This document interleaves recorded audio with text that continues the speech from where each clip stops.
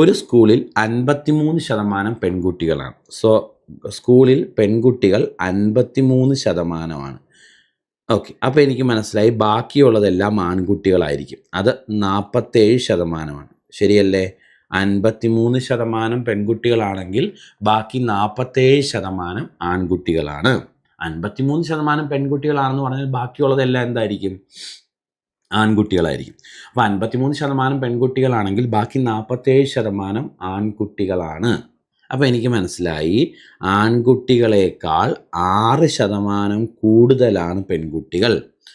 ആൺകുട്ടികളേക്കാൾ 180 പെൺകുട്ടികൾ കൂടുതലുണ്ട് എന്ന് ചോദ്യത്തിൽ പറഞ്ഞിട്ടുണ്ട്. ശതമാനം വെച്ച് നോക്കുമ്പം 6% കൂടുതലാണ് പെൺകുട്ടികൾ.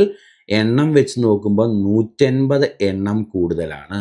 അപ്പോൾ 6% എന്ന് പറഞ്ഞാൽ 180 എണ്ണത്തിന് തുല്യമാണ്. എങ്കിൽ 100% എത്രയെന്ന് കണ്ടാൽ ആകെ കുട്ടികളുടെ എണ്ണം കിട്ടും. ആകെ കുട്ടികളുടെ എണ്ണം കിട്ടണ്ട, നമുക്ക് വേണ്ടത് ആൺകുട്ടികളുടെ എണ്ണമാണ്. അപ്പം 47% ഏതിന് തുല്യമാണെന്ന് നോക്കിയാൽ ഉത്തരവായി അല്ലേ? 6% 180 തുല്യമാണെങ്കിൽ 47% ഏതിന് തുല്യമാണെന്ന് നോക്കി ഉത്തരവായി. നമുക്കറിയാം ഇത് എത്ര ഇരട്ടിയാണ് മക്കളെ? 30 ഇരട്ടിയല്ലേ?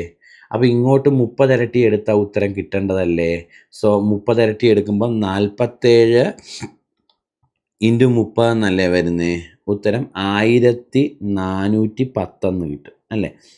ആൻസർ ഓപ്ഷൻ ബി ആണ് കറക്റ്റ്. ചെയ്ത രീതി ക്ലിയർ ആണോ? അതായത് പെൺകുട്ടികൾ 53%. അപ്പോൾ ബാക്കി 47% ആൺകുട്ടികളാണ് അല്ലേ? 53% പെൺകുട്ടികളാണെങ്കിൽ ബാക്കി 47% ആൺകുട്ടികളാണ്. അപ്പോൾ എനിക്ക് മനസ്സിലായി 6% പെൺകുട്ടികൾ കൂടുതൽ. 180 പെൺകുട്ടികളാ കൂടുതൽ എന്ന് പറഞ്ഞിട്ടുണ്ട്. അപ്പോൾ 6% പെൺകുട്ടികൾ 180 പെൺകുട്ടികൾക്ക് അല്ലെങ്കിൽ 180 കുട്ടികൾക്ക് തുല്യമാണ്.